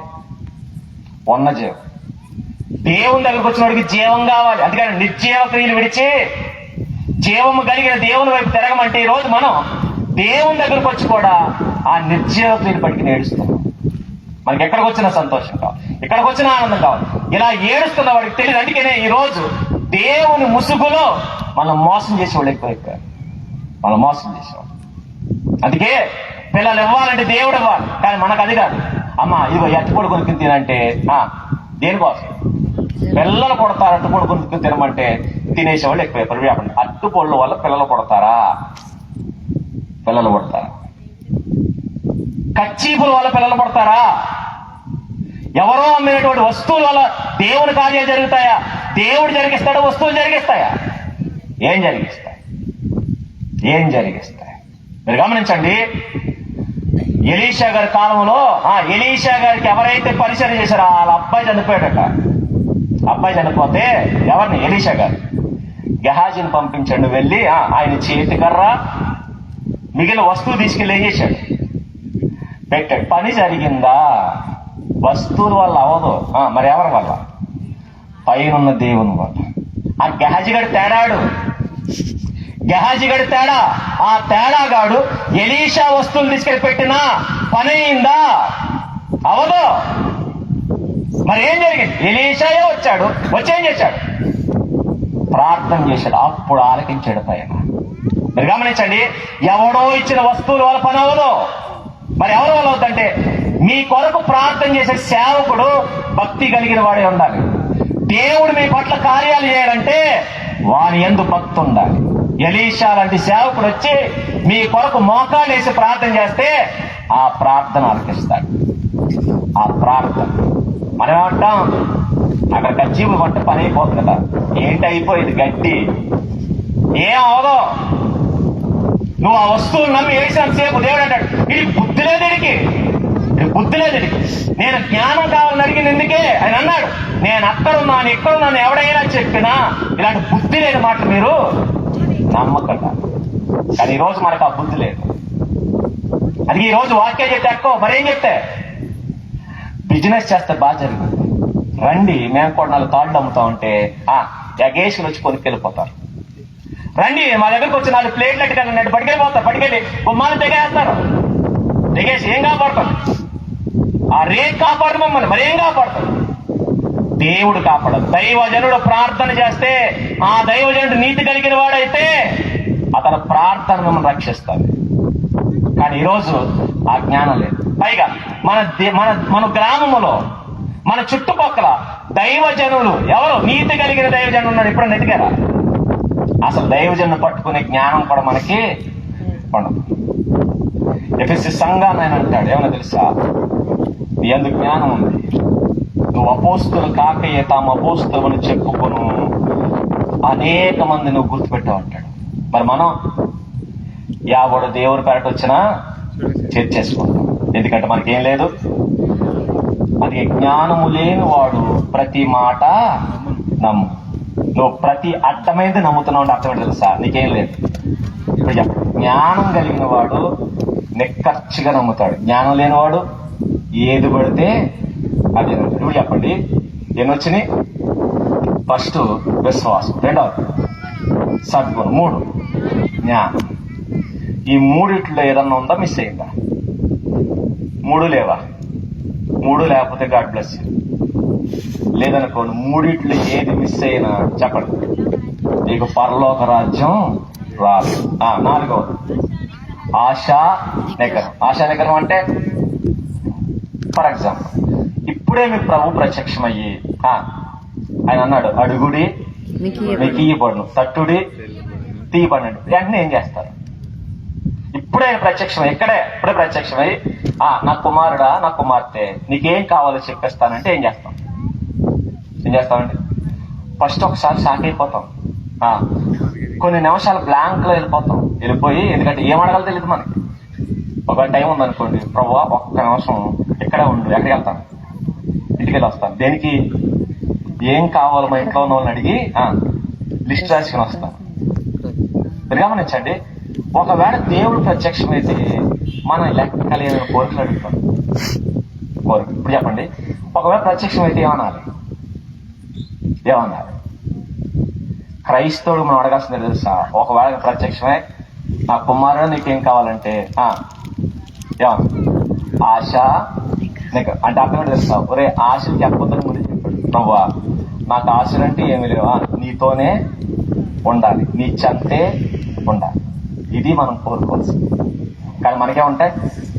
ఆయన అన్నాడు, ఒరే నీ ఆశలకి అర్థం ఉండాలంటే క్రైస్తవుడు ఆశలన్నీ పొద్దురాశికి మరి వస్తారు. ఎక్కడికి?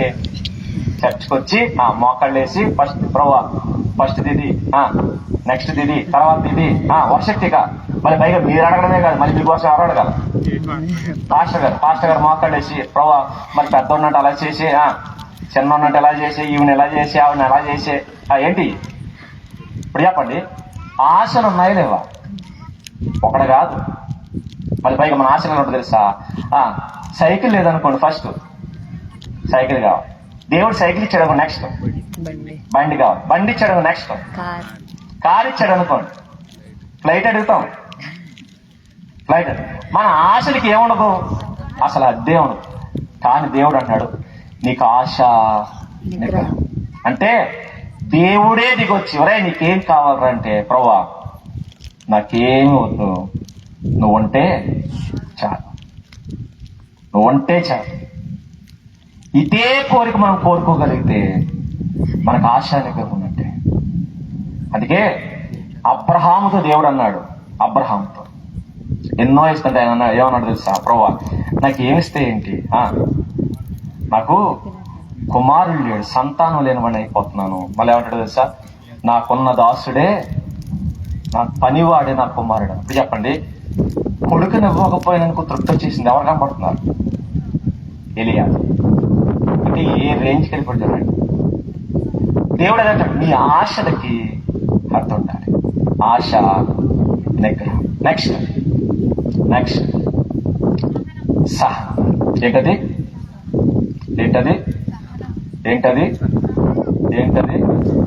ఏంటది? ఇంకో 4 సార్లు అడిగాను అనుకోండి, ఆ సహనమే చచ్చిపోయి చేతికి ఏది దొరికితే అది చేస్తారు.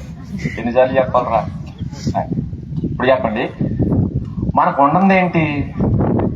దేవుడు అడిగేదేంటి? సహనం. క్రైస్తవులు గట్రా సహనం కావాలంట. మీకు సహనం కావాలి. ఇప్పుడు చెప్పండి, నేటి సమాజానికి సహనం ఉందా? ఒకప్పుడు నాన్న కొట్టిన అమ్మ కొట్టిన ఏం చేసేవారు? ఓర్చుకో. మరి ఇప్పుడు తిరగబడి కూడా వేస్తున్నారు. అమ్మను కొట్టేసిన కూతురు, తండ్రిని కొట్టేసిన కొడుకు, ఈ పదాలు వింటున్నా లేదా? వినడం అంటే అర్థం ఏంటి? ఇప్పుడు చెప్పండి, వీళ్ళకి సహనం ఉందా? సహనం లేదు. మరి పైగా అమ్మ తిట్టిందని చచ్చిపోయిందట, నాన్న తిట్టాడని చచ్చిపోయాడు. అంటే చిన్న చిన్న విషయాలకి చచ్చిపోతున్నారంటే వీళ్ళకి సహనం ఉందా? సహనం ఉందా? దేవుడు అన్నాడు, మీకు సహనం ఉండాలి. సహనం అంటే అర్థం ఏంటి తెలుసా? నీ భర్త నిన్ను కొడితే ఏం చేయాలి? తిడితే, పోనీ మీ అత్త మమ్మల్ని నిన్ను సాధిస్తే ఏం చేయాలి? చెప్పండి. మీ అత్తగారు కొట్టినా, మీ మామగారు తిట్టినా, నీ భర్త నేను తిరగబడి కొట్టినా ఏం చేయాలి? ఏం చేయడం? వెంటనే పోలీస్ స్టేషన్ పరిగెట్టుకెళ్ళాలి. వీళ్ళు ఏం చేయాలి? నెక్స్ట్ పైగా వెళ్తా నీ అంతు తీరుతాను రా, నిన్ను, మీ అమ్మని, మీ బాబుని ఎక్కడ ఎట్టాలో నాకు బాగా తెలుసు. ఎవరు మరి పైగా? అమ్మ ముసుగేసి తెగ ప్రార్థన చేసింది. ఇప్పుడు ఏమంటుంది? ఇప్పుడు చెప్పండి, సహనం ఉందా? సహనం ఉందా? దేవుడు అన్నాడు, నీకు సహనం కావాలి. సహనం. ఎందుకు సహనం కావాలంటే ఆయన కోరుకునేది. అందుకనే కొన్నిసార్లు మనం పరీక్షించడానికి మన చుట్టూ కొందరు ముళ్ళుగా పెడతాడు. ఎందుకు తెలుసా? వీళ్ళు సహిస్తారా, సహించరు. అందుకనే కొన్నిసార్లు నీ భర్త నీకు ముళ్ళుగా తయారవచ్చు. ఆ టైం నువ్వేం చేయాలి? సహించాలి. నీ భార్య నీకు ముళ్ళుగా తయారవచ్చు. ఏం చేయాలి? సహించాలి. నీ అత్త మామలు నేను సాధించవచ్చు. ఏం చేయాలి? సహించాలి. సహిస్తున్న ప్రతిసారి మనం దేవుని సన్నిధిలో ప్రార్థిస్తూ, ప్రభువా నువ్వు సహించమన్నావు, నేను సహిస్తున్నాను. మనం ఆయన చేతికి అప్పగించాలి. ఆయన చేతి. మీరు గమనించండి, మీరు సహిస్తే ఆయన సీన్లో దిగుతాడు. ఆయన సీన్లో. మీరు గమనించండి, యాకోబు తన ఆస్తిని తీసుకుని వెళ్ళిపోతాడట. తను సంపాదించిన ఆస్తిని తీసుకుని, మీ నాన్న ముఖం, మీ అన్నల ముఖం మారిపోయి మనం ఇక్కడ ఉండొద్దని చెప్పి వెళ్ళిపోతుంటే కట్టేసుకొచ్చాడు. ఎవరు? మా వస్తే కట్టేసుకుని యుద్ధానికి వస్తే మధ్యలో ఒక ఆయన దర్శనం ఇచ్చి అన్నాడట, యాకోబు జోలికి వెళ్ళావా, నీ అంతేటో తేలుస్తాను రా అన్నాడట. నీ అంతేటో తేలుస్తాను. ఇప్పుడు చెప్పండి, రంగంలో దిగింది ఎవరు? అది. ఎందుకు? ఆయన సహించాడు. యాకోబు సహించాడు, దేవుడి సీన్లోకి దిగాడు. మీరు గమనించండి, మీరు సహించండి, ఆయన దిగుతాడు. మీ అత్తగారు రాక్షసి అయినా మీరు సహించండి, అమ్మ మెడలోంచి చేసేది ఎవరనుకున్నారు? ఆయన దిగుతాడు. అమ్మని ఎలా ఉంచాలో అలా ఉంచుతాడు. చొప్పనికి ఏ మోకాళ్ళు అడుపుని అనుకోండి, ఆ మంచానికే ఉంటది. మంచం కాదు, కుర్చీకి మంచానికి అతుక్కుపోద్ది అంతే. ఏ బోల్డ్ తిప్పారో ఆ బోల్డ్ తిప్పేస్తాడు. నాకు అక్కడి నుంచి చచ్చినట్టు అలాగే ఉంటుంది. చచ్చినట్టు. నీ భర్త నిన్ను బాధిస్తాడు, నువ్వు భరించు, నువ్వు సహిస్తే ఆయన సీన్లో దిగుతాడు. ఆయన సీన్లో దిగుతాడు. ఎవరిని ఎలా వంచాలో బాగా దేవుడికి తెలుసు. అందుకనే ఆయన వంచితే లైన్ అయిపోతాడు. మీరు వంచితే అది మనం తిరగబడకూడదు. మనం ఒకటే భర్తకు లోబడాలి. ఎందుకంటే ప్రభువా నువ్వు లోబడమన్నావు కాబట్టి ఈడు ఎదవైనా ఆడెదవే, ఆడెదవై నేనేమవుతున్నాను? ఎందుకు లోపడుతున్నావు? నువ్వు లోపడమను. మరి పైగా దేవుని ప్రార్థించినప్పుడు పెట్టండి, ప్రభువా వీడు ఎలాంటి ఎదవో నీకు తెలుసు. ఎదవనకండి, నేను అన్నాను మీరు కూడా ప్రభువా వీడు ఎలాంటి అనేది. దేవుని ప్రభువా మా ఆయన ఎలాంటోడో నీకు తెలుసు, అయినా నీ మాటను బట్టి నా భర్తకు నేను లోపడను. ఇలాగే మీరు ప్రార్థన చేయని ప్రతిసారి అబ్బాయిని ఎలా వంచాలో అలా వంచి ఎక్కడ కూర్చోబెడతాడు? మీ కాళ్ళ దగ్గర కూర్చోబెట్టకపోతే అడగండి.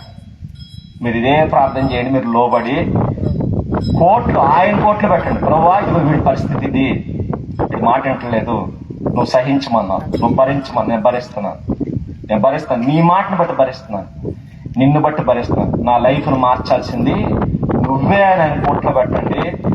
వాడిని ఎలా సెట్ చేయాలో అలా సెట్ చేస్తాడు. ఎలా తెలుసా? ఆశ్వారోస్ అనే రాజు ఉన్నాడు, తెలుసా మీకు? ఎవరైనా ఎస్తేరమ్మ గారి భర్త. ఎస్తేరమ్మ గారి భర్త. ఆడు ఎలాంటో తెలుసా? ఆడు మూర్ఖుడాడు, ఆడు పచ్చి శాడిస్ట్. ఆడు అలాంటి శాడిస్ట్ ని ఎక్కడ కూర్చోబెట్టాడు? ఎస్తేరు నీకేం కావాలో చెప్పు, నువ్వు సగం రాజ్యం అడిగితే సగం రాజ్యం ఇచ్చేస్తాను. ఆడికి అలా రాజ్యం ఇచ్చాడు. ఆడికి ఎంత రాజ్యం ఉన్నా కక్కుర్తి చాలు. కానీ అలాంటి అంటాడు, నువ్వు అడిగితే నా అర్ధరాజ్యం నీకు రాసిస్తాను. ఇప్పుడు చెప్పండి, ఎస్తేరమ్మ ఏం చేసింది? అది ప్రార్థన. ఆడు దెయ్యమాడు, ఆడు మూర్ఖుడు. పైగా ఆడు ఎవడు? రాజు. మీ ఆయన రాజేం కాదు, అట్టలు గొట్టంగాడు. రాజునే తీసుకొచ్చి ఎవరి ముందు కూర్చోబెట్టాడు? ఎస్తేరమ్మ ముందు కూర్చోబెట్టాడు. అది మన దేవుడి సత్తా. ఎందుకంటే ఆవిడ సహించింది, ఆవిడ భరించింది. సహించిన వారు ధన్యులు, సహించిన వారు ధన్యులు అన్నాడంతే. ఇప్పుడు చెప్పండి, సహిస్తే ఏమవుతారు? మన దగ్గర ఏముండాలి? రేపు పొద్దు నుంచి ఏమైనా జరిగితే ఏం చేయండి?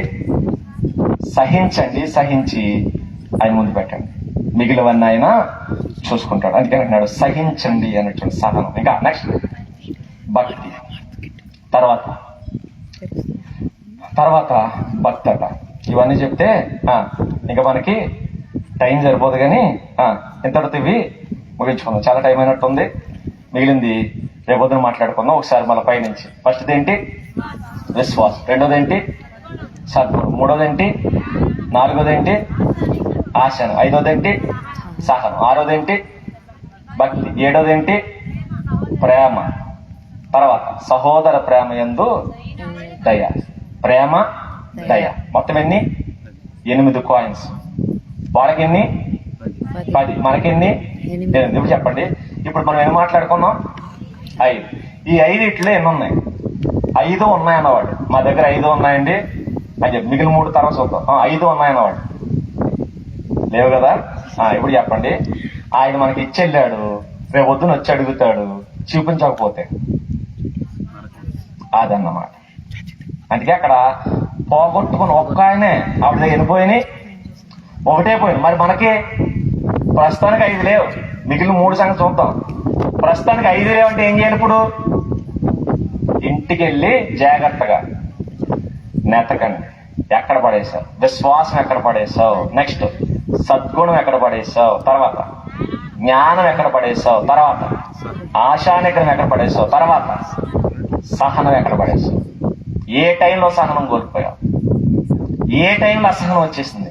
ఇవన్నీ మీరు ఒక్కొక్కటి నెతకండి, ఒక్కొక్కటి. ఎందుకంటే ఏది లేకపోయినా పరలోక రాజ్యం మనం వెళ్ళాం. కాబట్టి ఈ 5 ఏది మిస్ అయింది? ఈ 5 ఏది మిస్ అయింది? ఆవిడ ఒక్క కాయిన్ పోతేనే ఎంత తల్లడిల్లిపోయిందో, ఎంత జాగ్రత్తగా నెతికిందో, మనం ఎలా నెతకాలో రేపటి భాగంలో మనం చూద్దాం. దేవుడు మీ అందరినీ దీవించునుగాక. ప్రార్థన చేసుకుందాం. దయగలిగిన దేవా, కృప కలిగిన దేవా, మాకు ఇచ్చారు దేవా మీరు. తండ్రి, అమూల్యమైనది ఇచ్చారు, అతి విలువైనది ఇచ్చారు, అత్యధికముగా ఇచ్చారు.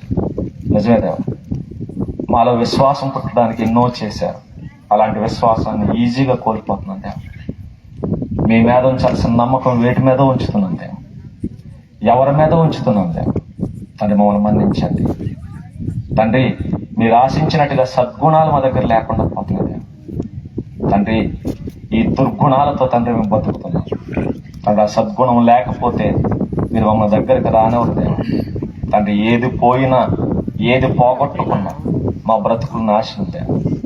తండ్రి, మీరు ఇచ్చే ఆ గొప్ప రాజ్యంలో మేము ఉండాలంటే మీరు మాకు అనుగ్రహించిన ఇవన్నీ ఉండాలి దేవా. తండ్రి, ఇదిగో తండ్రి, మీ పిల్లలు వచ్చారు, ఏవో పోగొట్టుకున్నారో వాళ్ళకి తెలియపరచండి.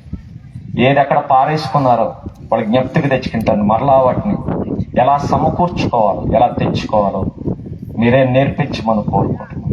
మీ తోడపాటును దయచేయండి. మీ ఆసక్తి, మీ ఆదరణ మీ పిల్లలకు అనుగ్రహించండి. రేపు జరగనైన సభలో కూడా మీకు తోడుండండి. జయకరంగా మీరే జరిగించండి. మీ ఆత్మ సహాయం మాకు మెండుగా దయచేయండి. సమస్త ఆటంకాలు తొలగించండి. అది రేపుడు కూడా తండ్రి చక్కటి వాతావరణం అది అనుగ్రహించి మీ నామానికి మహిమకరంగా తండ్రి ఈ కార్యక్రమం జరిపించమని కోరుకుంటున్నాం. మీ పిల్లలు కష్టపడి ప్రయాసపడి ఏర్పరిచిన సభల ద్వారా మహిమా ఘనత ప్రభావాలు మీరు పొందుకోవాలని కోరుకుంటున్నాం. వచ్చిన ప్రతి బిడ్డను దర్శించి ఆదరించి ఆస్వాదించి వాళ్ళ బ్రతుకులు మీరు మార్చమనుకో మీ చేతులు తన మీ బిడ్డలను అప్పగించుకుంటూ క్రీస్తు ఉన్నతమైన నామములో ప్రార్థిస్తున్నాము తండ్రి. ఆమేన్. ఆమేన్. ఆమేన్. మన తండ్రి అయిన దేవుని ప్రేమయు కుమారుని యేసుక్రీస్తు వారి కృపయు పరిశుద్ధాత్మ కన్య సహవాసం ఇప్పుడు ఎల్లప్పుడు మనందరికి సదాకాలంతో నడిపించును గాక. ఆమేన్. ఆమేన్. ఆమేన్. అందరికి వందాలండి. మంచిది. దేవునికి మహిమ కలుగును గాక. ప్రేమించి మరి దైవజనులు వచ్చి చక్కటి మాటలు అందించారు. ప్రత్యేకమైనటువంటి